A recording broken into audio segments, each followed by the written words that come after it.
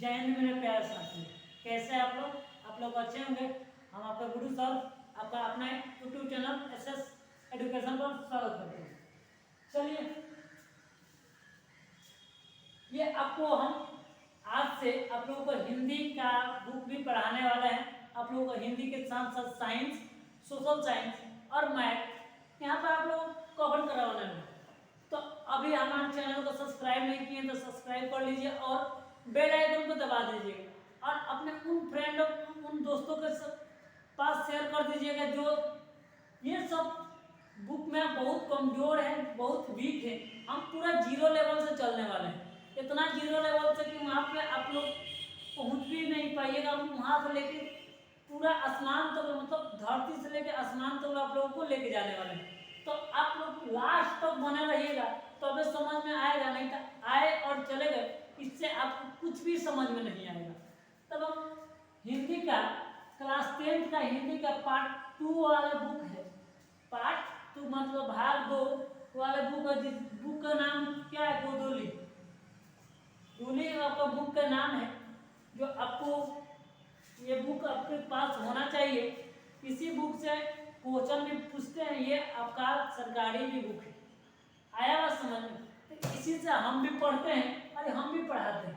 तो देखिए, उसमें पहला जो हिंदी का बुक है, हिंदी जो पार्ट 1 है, उसमें का पहला जो एक मतलब लेसन है, लेसन नंबर 1 कहता है का नाम है आपका जाति प्रथा, श्रम विभाजन और जाति प्रथा। श्रम विभाजन और क्या बाबू? जाति प्रथा। जिसके लेखक कौन है? जिसके लेखक भीमराव अंबेडकर जी है। जिसका लेखक कौन है बाबू? भीमराव अंबेडकर जी। ये क्वेश्चन बहुत बार पूछा जाता है कि जाति प्रथा, सॉरी, श्रम विभाजन और जाति प्रथा का लेखक कौन है?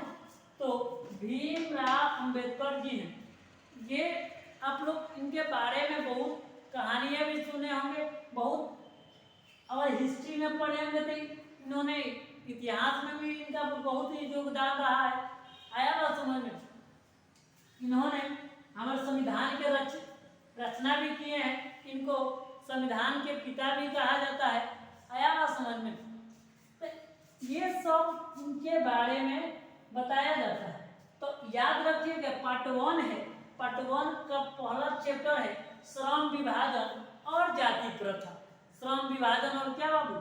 जाति प्रथा। जिसका लेखक भीमराव अंबेडकर जी हैं। भीमराव अंबेडकर जी।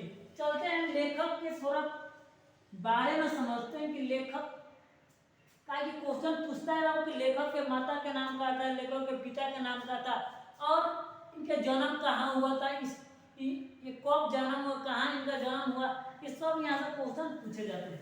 तो चलते हैं वो वहाँ पर देखते हैं।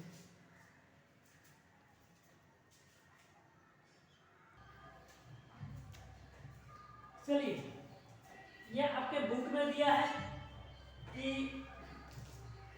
मैं पढ़ के सुना देते हैं, उसके बाद इसके बारे में बताते हैं। बाबा साहेब भीमराव अंबेडकर का जन्म 14 अप्रैल 1891 ईस्वी में महू के मध्य प्रदेश में हुआ था। मानव मुक्ति के लिए पुरोधा बाबा साहेब अपने समय के लिए सबसे प्रोफिट जनों में से एक थे। प्राथमिक शिक्षा के लिए बड़ोदरा नरेश के प्रोत्साहन पाकर उच्च शिक्षा के लिए न्यूयॉर्क अमेरिका में है, न्यूयॉर्क, फिर लंदन इंग्लैंड गए। फिर लंदन मतलब पहले तो न्यूयॉर्क गए थे, उसके बाद कहाँ चले गए?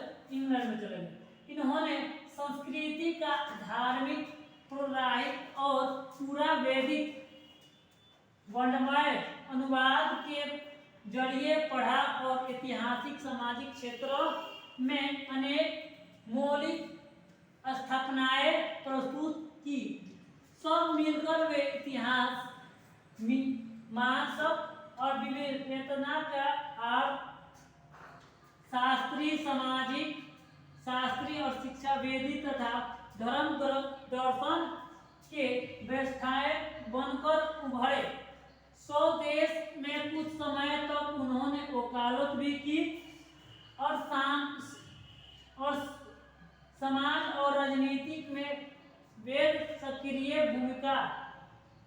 निभाते हुए अछूत स्त्रियों और मजदूरों को मानवीय अधिकार एवं सम्मान दिलाने के लिए भी संघर्ष भी किए। अब इसके मतलब समझते हैं। इसके बाद देखिए बाबा भीमराव अंबेडकर का जन्म 14 अप्रैल 1891 ईस्वी में हुआ था। बाबा भीमराव अंबेडकर का जन्म 14 अप्रैल 1891 ईस्वी में हुआ था। यह एक मध्य प्रदेश के महू गांव में हुआ था। मध्य प्रदेश के महू एक गांव के नाम है, वहीं पर इनका क्या हुआ था, जन्म हुआ था। इनका जन्म अछूत जाति में हुआ था, मतलब कहा जाए कि एक निम्न जाति, मतलब सबसे नीचे वाले जाति में हुआ था। अगर आप कहें, आप पढ़े होंगे कि भीमराव अंबेडकर जी का जन्म राम मतलब चमार जाति में हुआ था। इनका जन्म कहाँ हुआ था बाबू, चमार जाति में हुआ था। इनके चमार होने मतलब निम्न होने, मतलब कि नीच जाति होने के कारण बाबू इनको कोई स्कूल से बाहर कर देता था। कोई क्या कर देता था कि स्कूल से बाहर कर देता था कि अगर ये यहाँ पर पढ़ेंगे तो हम यहाँ पर नहीं पढ़ेंगे। कहा कि स्कूल में उस समय जब ये इनका जन्म हुआ था तो 1895-96 की बात है, इनको स्कूल में दाखिला नहीं दिया गया। तो बोला गया कि ये जब स्कूल में पढ़ेंगे तब हम नहीं पढ़ेंगे। वहाँ के लड़के बोल रहे थे, लेकिन ये नहीं माने। ये स्कूल के गेट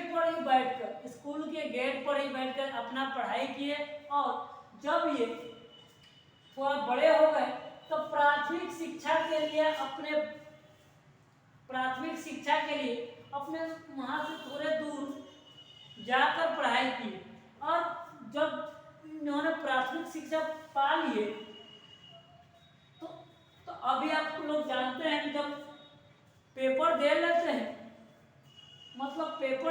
हैं, तो आपके लिए कुछ पैसा नहीं मिलता है। क्या मिलता है, पैसा मिलता है। इन्हीं पैसे से इन्होंने लेकर ये प्रोत्साहन राशि मतलब जो लिए थे उन्हीं पैसे का लेकर इन्होंने उच्चतम शिक्षा के लिए न्यूयॉर्क चले गए।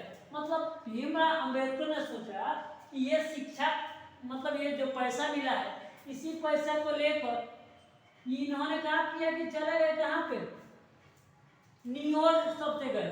कहाँ गए बाबू, न्यूयॉर्क, जो अभी अमेरिका में स्थित है। अमेरिका में एक स्थान है जहाँ का है न्यूयॉर्क, वहाँ पर चले गए। और उसके बाद जब वहाँ पर कुछ समय बिताने के बाद उन्होंने सोचा कि अब हमको वकील बनना पड़ेगा। क्या बनना पड़ेगा, वकील के लिए सबसे बेहतर जगह उस समय था तो वो था आपका इंग्लैंड।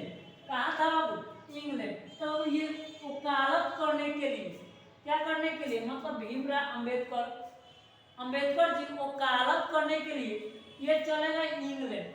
कहाँ चले गए थे बाबू, इंग्लैंड चले गए। वहीं पर रहकर इन्होंने वकालत चालू पढ़ा और वहीं पर अपना वकालत करना चालू कर दी। इन्होंने संस्कृत का धार्मिक पुराहित और पूरा वैदिक परिमाण अनुवाद के जरिए अपना पढ़ा। मतलब जितना संस्कृत में बड़े बड़े बुक है उनका अनुवाद इन्होंने पढ़ा है और उन्हीं को पढ़ के ये बहुत आगे की ओर निकल गए हैं। और ऐतिहासिक सामाजिक क्षेत्रों में अनेक मौलिक अपनाए प्रस्तुत किए। कार्य के आर्थिक, ऐतिहासिक और सामाजिक क्षेत्र में इनका जो था बहुत बड़ा, मतलब धीरे धीरे संपर्क में आने लगे और इनका क्षेत्र क्या आगे चला गया, बढ़ते चला गया। ये धीरे धीरे ये एक बहुत जाने माने आदमी बन गए थे। कौन, डॉक्टर भीमराव अंबेडकर जी क्या बन गए थे, एक जीते जागते बहुत बड़े आदमी बन गए थे। जिसको हम वकील, उस समय वकील बन गए थे। अनेक मौलिक स्थापनाएं प्रस्तुत किए, सब मिलकर वे ऐतिहासिक मीमांसक विविधताएं और शास्त्रीय सामाजिक शास्त्रीय शिक्षावाद तथा धर्म दर्शन के व्यवसाय बनकर उभरे। कह रहे हैं कि इन्होंने बहुत सारे कार्य किए, जैसे आर्थिक शास्त्र मतलब और शास्त्र में भी इनको बहुत अच्छा ज्ञान था, समाज शास्त्र में भी बहुत अच्छा ज्ञान था, इनको शिक्षा में भी कोई नहीं हरा सकता था, बहुत कुछ जानते थे। ये धर्म दर्शन मतलब बहुत दूर सोच रखने वाले यही थे, मतलब ये बहुत दूर तक क्या करते थे, सोचते थे। स्वदेश में, स्वदेश मतलब अपने देश में, स्वदेश मतलब क्या होता है, अपने देश में कुछ समय उन्होंने वकालत भी की। काहे कि बाबू जब इंग्लैंड से आए तो ये बलिस्टर बन के आए थे। क्या बन के आए थे, बलिस्टर मतलब बहुत बड़ा वकील बन के आए थे। और कुछ समय तक इन्होंने अपने देश में मतलब स्वदेश में वकालत भी की। वकालत मतलब समझ में आता है, मतलब वो वकील के पद पर भी रहे। समाज और राजनीति में वेदस सक्रिय भूमिका निभाते हुए अछूत कह रहे हैं कि समाज और राजनीतिक में ये प्रवेश किए और सबसे भूमिका उसमें बहुत सक्रिय भूमिका भी निभाते हुए अछूत जात, स्त्री और मजदूरों की मानवीय अधिकार को समान दिलाने के लिए बहुत संघर्ष किए। बाबू आप लोग जानते होंगे कि ये जो डॉक्टर भीमराव अंबेडकर जी जो थे ना, वो एक अछूत जात के थे। किस जात के थे, अछूत जात के थे। ये उस समय बाबू महिलाओं को कोई शिक्षा का कोई प्रचलन नहीं था कि महिलाएं भी पढ़ेगी। उस समय केवल आपको ये कह सकते हैं कि पुरुषों का शिक्षा के लिए था कि बड़े बड़े जात का जो बड़े बड़े आदमी हैं उन्हीं का लड़का पढ़ेंगे, वही लड़का आगे बढ़ेंगे।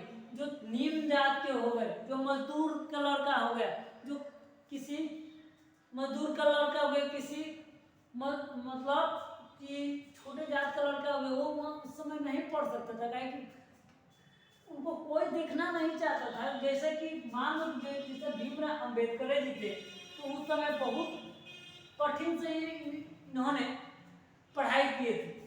तो इन्हीं को देखकर ये अछूत जात, स्त्री और मजदूरों के लिए इन्होंने अपना बहुत संघर्ष दिए, बहुत अलग क्या किए, कार्य किए। अब चलते हैं आगे की ओर देखते हैं। ये था पूरा भीमराव अंबेडकर जी के बारे में। आगे की ओर देखते हैं।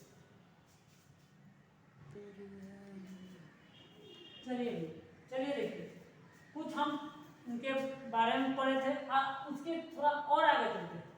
तो कह रहे हैं उनके चिंतन और रचनात्मक के मुख्यतः 3 प्रेरक व्यक्ति रहे। मतलब वो किनके चिंतन करते थे और किसके राह पर चलते थे, उनमें से 3 व्यक्ति बहुत महत्वपूर्ण है जो भीमराव अंबेडकर ने अपनाए थे। पहला थे बुद्ध। कौन थे? बुद्ध। उसके बाद कबीर और उसके बाद ज्योतिबाई फुले। ये 3 आदमी थे। ये क्वेश्चन अब भी पूछा था कि भीमराव अंबेडकर कुल के कितने रचनात्मक गुरु भी मान सकते हैं या चिंतन और रचनात्मक थे? तो बुद्ध, कबीर और ज्योतिबाई फुले। भारत के संविधान निर्माण में इनकी महती भूमिका रही। कह रहे कि इनके ही द्वारा भारत के संविधान बनाया गया था, मतलब बनाया गया था, लिखा गया था। और एक निष्ठा संपर्क के कारण हम आज इन्हें भारतीय संविधान का निर्माता कहकर श्रद्धांजलि से अर्पित करते हैं और इनको एक समर्पण के कारण मतलब एक बहुत निष्ठा के कारण ही आज इन्हें भारतीय संविधान के निर्माता कहकर श्रद्धांजलि अर्पित करते हैं, मतलब श्रद्धांजलि देते हैं। दिसंबर 1956 ईस्वी में, दिसंबर 1956 ईस्वी में महान आदमी दिल्ली में बाबा साहब का निधन हो गया। मतलब दिसंबर 1956 ईस्वी में दिल्ली में इनका क्या हो गया, निधन हो गया। दिल्ली में क्या हो गया बाबू, इनका निधन हो गया। अब ये था बाबू आपके पूरा मतलब बाबा साहब के बारे में। अब हम कल पढ़ेंगे कि इनके कितने बुक थे, ये किस बुक से लिया गया है, कि हम कल पढ़ने वाले हैं। तो वीडियो कैसा लगा होगा जरूर बताइए कमेंट करके। अब वीडियो को ज़्यादा से ज़्यादा शेयर कर दीजिएगा। चैनल पर नए आए हैं तो इधर लाइक शेयर सब्सक्राइब भी जरूर करके जाइएगा। तो मिलते हैं नेक्स्ट वीडियो में, तब तक के लिए जय हिंद।